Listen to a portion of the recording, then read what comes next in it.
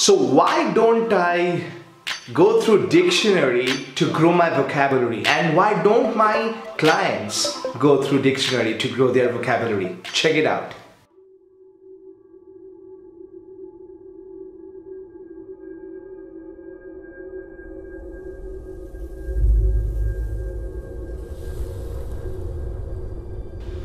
Hey, this is Bishal Sarkar, author of the book I Love Public Speaking, featured in Times of India, Conscious Millionaire, Reebok, and many other international media shows. And one of the questions I often get from people is, Bishal, how do I grow my vocabulary?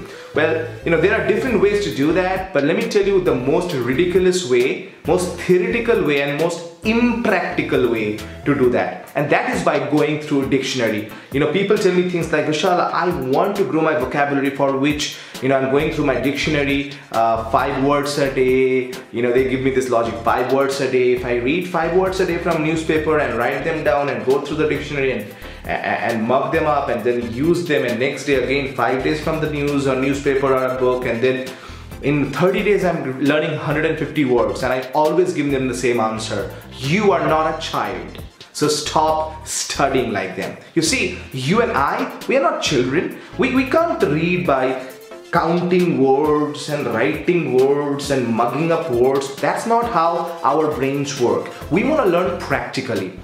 Okay, so there are some harms that happen when you actually read dictionary or go through dictionary every single day. I mean, once in a while, if you don't know a particular word and you just Google the dictionary, Cambridge or Oxford or all this available, well, I think that is fine. That is fine to know it for the moment. But if you make it a habit to go through dictionary, I think number one, it creates stress for you, right? Because now you have to remember 5 words and tomorrow 5 words and tomorrow. It's not a practical way. I think the second thing it does for you is you tend to forget words very, very fast.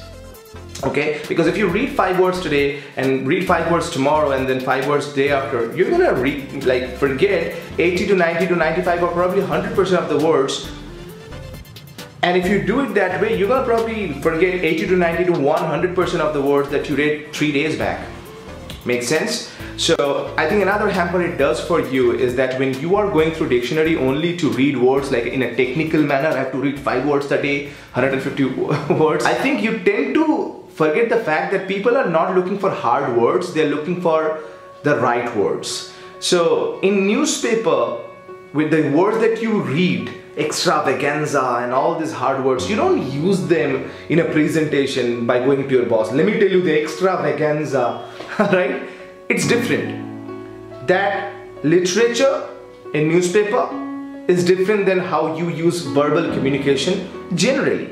So you should have ways to grow your vocabulary in a natural way. I'm going to show you in the upcoming week's video. But hey, if you're going through dictionary, if you know any mad person, a sincerely mad person who's going through dictionary to read 5 words a day, 150 words a month, ask them to stop this, because this is creating a lot of stress without much results. I hope you like the video. Make sure you subscribe to the channel. And if you want more information, go to practicalpublicspeaking.com. That's where I show you exactly how to become a confident speaker, because we have an event coming up in the next few weeks, few months actually, because the next upcoming program is completely full. We don't take clients randomly. We don't take participants. We understand your situation. We understand you. And only after we know that we can help you, that's when we take you to the program. So we do a proper diagnosis, because you cannot buy your way into our program. One of the people, Alok Srivastav, grew his vocabulary massively, became a very, very confident speaker, worked for a company called Red Hat with a lot of years of experience, and now he's sending his wife to the same course, because he says, Vishal, if I have learned and improved so much, I've increased 22%, increase in my salary. I want my wife to improve herself and her skills and her confidence. So if you want to know more about that, go to practicalpublicspeaking.com. That's practicalpublicspeaking.com. See you there.